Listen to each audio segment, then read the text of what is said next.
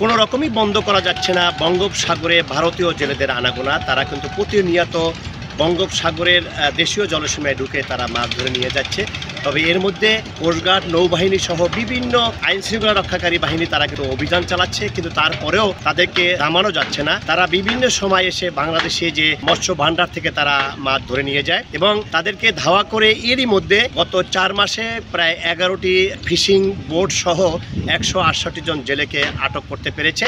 তার মধ্যে কিছু বাংলাদেশি জেলেও রয়েছে, ভারতীয় ট্রলার আছে, তামিলনাড়ুরও কিন্তু ট্রলার আছে। এই ফিশিং ট্রলারগুলো বাংলাদেশি সীমানায় ঢুকে বাংলাদেশি জলসীমায় তারা কিন্তু মাছ শিকার করে তারা তাদের নিয়ে যায় এবং এখান থেকে যখনই প্রশাসন কোনো আইন রক্ষাকারী বাহিনী যখন তাদেরকে অভিযান চালিয়ে ধরতে যায়, তারা দ্রুত চালিয়ে তাদের সীমানায় চলে যায়। তবে এর মধ্যে কিন্তু বেশ কয়েকটি ফিশিং বোট সহ ভারতীয় জেলেদেরকে আটক করেছে। আইন অনুযায়ী তাদের বিরুদ্ধে মামলা দায়ের শেষে জেল হাজতেও পাঠিয়েছে। দেশ থেকে ফিরেছি 9 দিন হয়ে গেছে, 9 দিনের মাথায় ধরা খেয়েছি।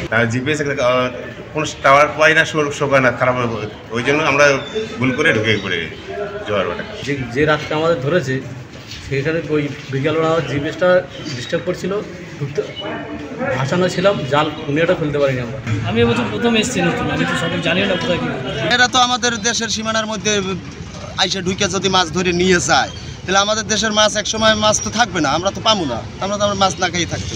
বাংলাদেশ নেভি 9 জন ইন্ডিয়ান জেলেকে একটি ফিশিং বোট সহ আটক করে আমাদের এখানে নিয়ে আসে। এর আগেও 3টি ভারতীয় ট্রলার, মাছ ধরা ট্রলার আটক করা হয়েছে বাংলাদেশ নেভি কর্তৃক এবং মোংলা থানায় হস্তান্তরের পর নিয়মিতভাবে মামলা রুজু হয়েছে এবং ট্রলার এবং আসামিদেরকে বিজ্ঞ আদালতে মামলা রুজু শেষে প্রেরণ করা হয়েছে। জেলে পরিবার থেকে আমাদের যেমনটি জানিয়েছে যে এই ভারতীয় জেলেরা যদি বাংলাদেশি সীমানায় এসে মাছ ধরে নিয়ে যায়, বঙ্গোপসাগরে দেশীয় জলসীমায় যে মাছের ভান্ডার শেষ হয়ে যাবে, মাছের প্রজনন নষ্ট হবে এবং বাংলাদেশ থেকে মাছ হারিয়ে যাবে। আর বাংলাদেশে যদি মাছ হারিয়ে যায় তবে এই সেক্টরে যারা জড়িত রয়েছে, অর্থাৎ জেলে পরিবার যারা রয়েছে, যারা এই মাছ আহরণ করে তারা জীবিকা নির্বাহ করে, তারা কিন্তু খালি হাতে ফিরে আসতে হবে এবং তারা দেনাদায় হয়ে তারা কিন্তু অর্ধাহারে অনাহারে তাদের দিন যাপন করতে হবে। মাহমুদ হাসান, সময় সংবাদ, মংলা।